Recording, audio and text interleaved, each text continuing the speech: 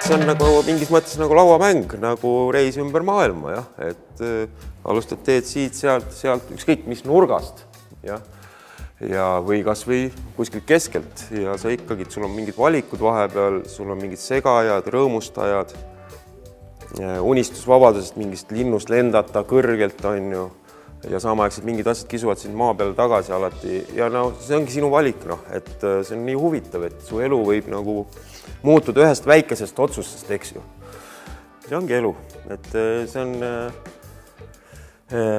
isiku elu, antud juhul võib-olla minu elu, aga ükskõik kelle elu või siis organisatsiooni elu, Eesti näiteks, et alati on mingisugusel asjadel valikud ja see teos ongi nagu valikutest.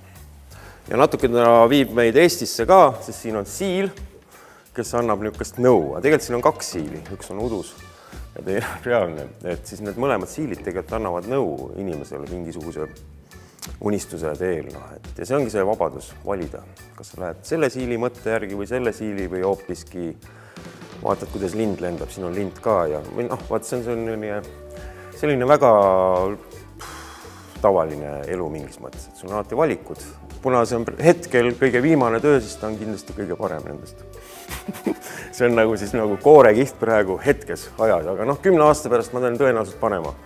Ma arvan, et ta jõuab isegi Jamaikale, et ma ise lähen Jamaikale ja selle eesmärgiga seda, et sinna viia ja tutvustada, et noh, sest mulle Jamaika väga meeldib, aga samaaegselt see võiks olla vabalt Jaapanis ja Reykjavikis näiteks, Islandi saarel. Et niisugused saared on ägedad, need on nagu väikesed Eestid mingis mõttes. Ja, ta jõuab igale poole.